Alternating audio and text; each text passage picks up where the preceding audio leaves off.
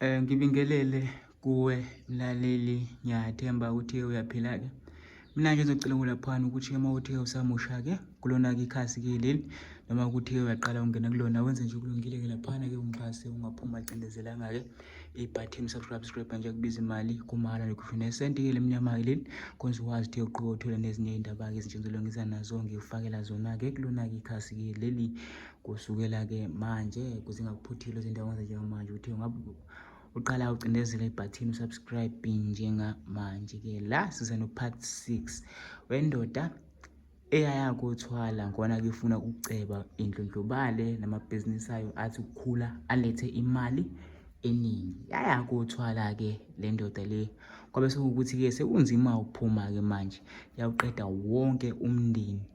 Mangithi yawuqeda wonke, mhlawumbe ngicathi abantu abayababulala badonsela la ko-10 kuya phezulu. Yaba umndeni futhi lento ifuna igazi, inyoka. La siza no-part 6, part 1, part 2, part 3, part 4, part 5 bakhona la uzobathola. Sagcina la le ndoda le emva kokuba ibulale ingane zadadewabo, u-anti wakhe, usisi wakhe nobhuti wakhe amthole ekuhambeni kwesikhathi ukuthi-ke unabo. Yagcina ibulale ubhuti wayo le ndoda le, yathola obhuti ababili yayingazi ukuthi inabo, yabathola yambulala owokuqala.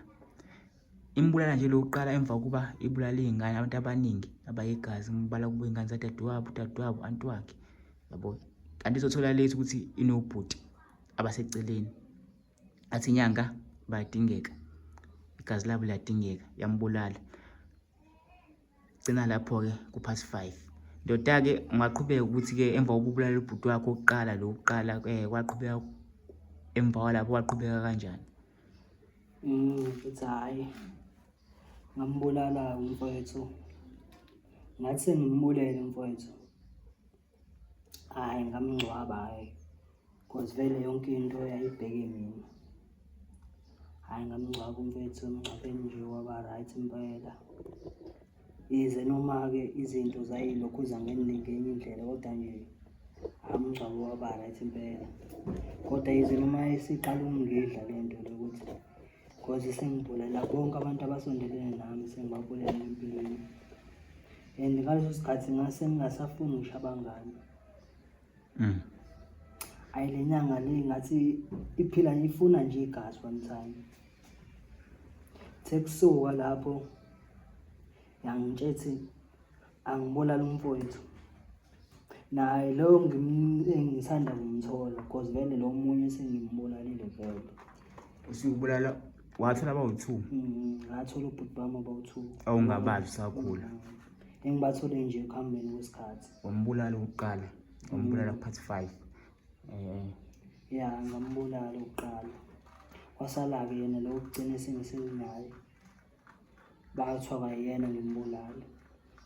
Hhayi ngayitshela le nyanga ukuthi kahle kahle ufuna ukuqeda wonke umndeni wami cause sengibabulele bonke abantu bokade washo. Kanti le nto ihamba kanjani? Lokhu ubulala nje, ngiyibuza lokhu ubulala. Yangitshela wendoda, isivumelwano sami nawe sasitheni? Uyafuna ukuba nemali noma awufuni?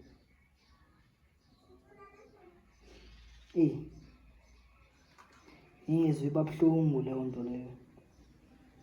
And ngavele ngaleso sikhathi ngavele ngaphendula, ngaphuma ngahamba. Ngathi ngifika ekhaya umqondo wabuya washo ukuthi ndoda, wena usuphila kanje, uyathanda ngizisho ngiyitshela ngithi wendoda usuphila kanje, uyathanda awuthandi. Lesinqumo wasithatha utsheliwe vele, ngiyikhulumele mhleli. Hhayi nakhona ngathi ngiqeda kanjalo ngibe ngiyifonela le nyanga isingitshela ukuthi angibulale yena umfowethu omncane. Ngiyitshela ukuthi hhayi sengicabangile mfethu, ngizokwenza njengoba usho. Hhayi ingitshele-ke le nyanga ukuthi indlela ekumele ngimbulale ngayo yena umfowethu kuzomele ngilokhuze,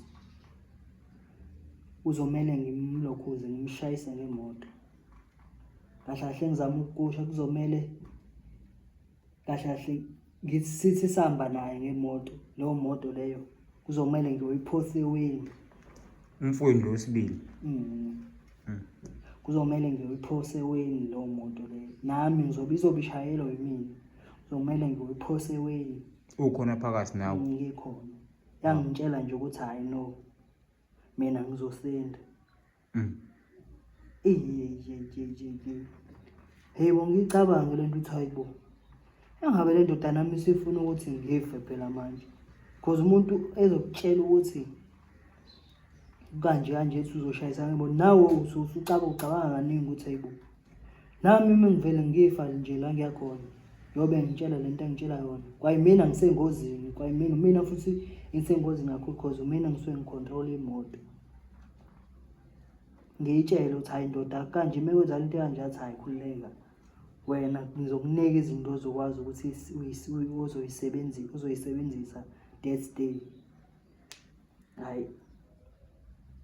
Ngingayizwa kahle lento ayisidikide nayo siphikisana. Lento kuyafana into ayishilo uzomela uyenze uyathanda uzokwenza ngoba wangakwenza umncebo wakho uyahamba wonke ngaleso sikhathi. Hayi nakhona kwethu sahambe naye mfowethu hayi sabantu nje yabo engimkhiphayo ngimthatha ukuthi hayi no vele soye mall ngimtshela hayi ngosuku lokuthi soye mall. Hayi sengimthathile umfowethu sihamba naye semall. Hayi kube mnandi kanjeyana nakhona vele ngumuntu onemali. Hayi umfowethu ngimthengele yonke into into ayifunayo. Akhethe nje into ayifunayo esitolo. Hayi yona-ke mina-ke lesithwalo engangithwele ngaso sona asikhethi into ukuthi imali uthi awikhiphi. Imali uyikhiphela noma uyibona ukuthi kumele uyikhiphe, kumele uyispend, uyikhiphe budlabha. Uyatshela ukuthi nje kumele usaphazise u200k ngosuku kuzomela usaphazise nakanjani. Ayifani naleyo ukuthi mhlawumbe abantu bakini kanje awukwazi ukuthi kuba uthengela abantu bangaphandle wathenga kini kanje izoshabalala no. Kumele uspend wonke umuntu kumele uspend kuyena. Hayi mfethu ngimthengele umakhavela. Yonke into ayifunayo nothanda ikhavela ngimthengele sidle izitolo ezimnandi impela. Hayi sesibuya ke phela kumele ngenze lento sesibuya. Hayi ngithatha imoto ayisiqonde angiboni ukuthi siyaphi because ngihamba endaweni nje like emakhaya kanje. Hatha ukuphuthisa ngithi hayi khona umfethu la engifuna siqale sidlule kuyena kuqala esasikhula naye kanje ngimqambile amanga. Hayi sihambe nomfowethu omncane. Hayi theme sihamba ngibone yona ngisibhulethe imoto ngibhulethe ngiqonde engqoweni tsu. Hayi nginuke ithi ganga engicela ukutshela ukuthi yo yezwe ngivala amehlo. Angazi ukuthi umfowethu washonaphi nala sewakhona ngazi ukuthi angazi nami ukuthi ngasinda kanjani ngizenze le mithi lo muntu yasebenza. Hayi mfowethu silokhuze naye shwi. Hayi angazi ukuthi waphelela ngabona hayi ngasekho mina ngazi nami ukuthi ngasinda kanjani because imona indlela yashayeka ngayo angazi ukuthi ngasinda kanjani. Washona yena umfowenu ohamba naye? Mfethu washona. Ngikutshela ukuthi mina ngaba necrash nje kuphela ayikho nento mhlambe ayizongisa esibhedlela noma mhlambe ukuphuka. Hayi nje kwaphuma ngimini kwaba nje icrash zokuthi nje phela nami bengikhona engozini kodwa nje hayi lento ayingi-affectanga kakhulu ukuthi kuzomele ngiye koyibhedlela kanje komshini no kwaba nje. Hawu mfethu indlela washona ngayo nami kwaba buhlungu ngisho kumina ngoba indlela eshaya ngayo ikhanda lipetshezekile.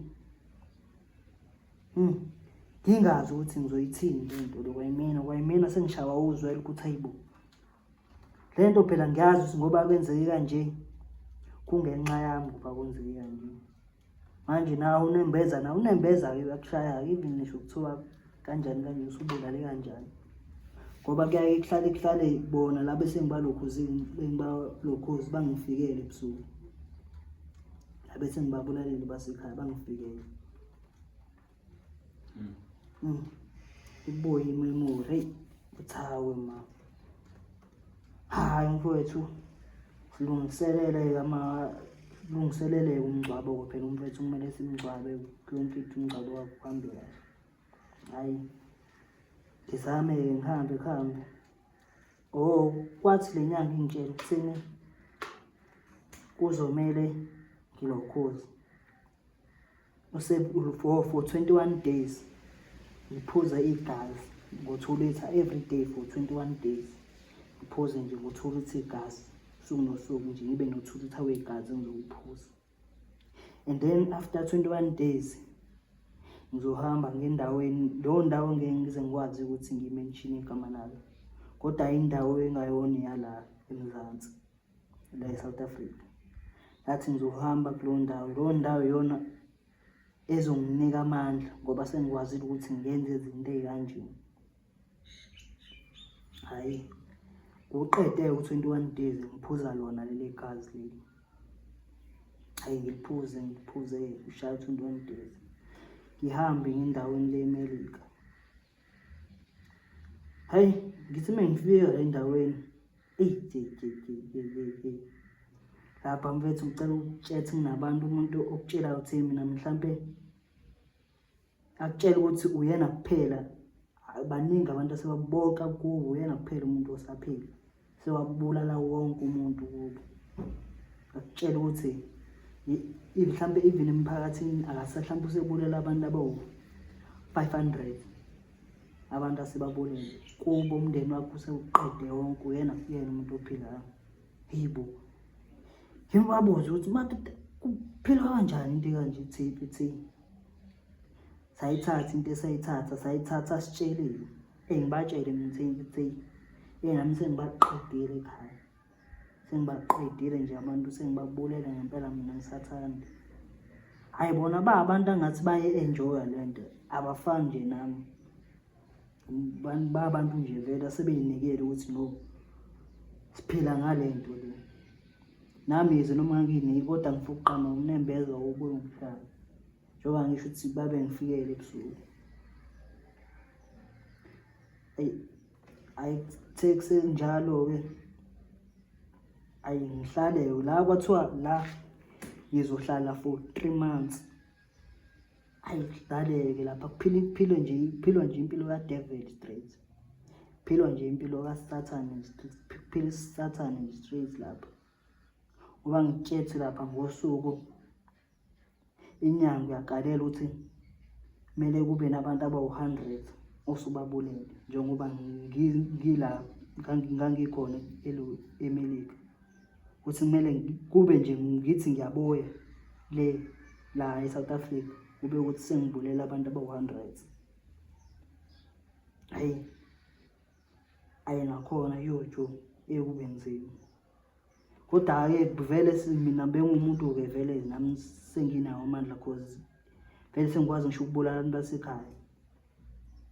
Hhayi kube njalo-ke, hhayi ngikwazi ukuthi hhayi bethi ngenze ngale ndlela okumele kwenzeke ngayo, because angisazi nokuthi ngingabulala abantu abangaki, mhlawumpe futhi ba-more than 100. Ngiwuspende yonke lo 3 months lo ngiyihlelele khona eMelika.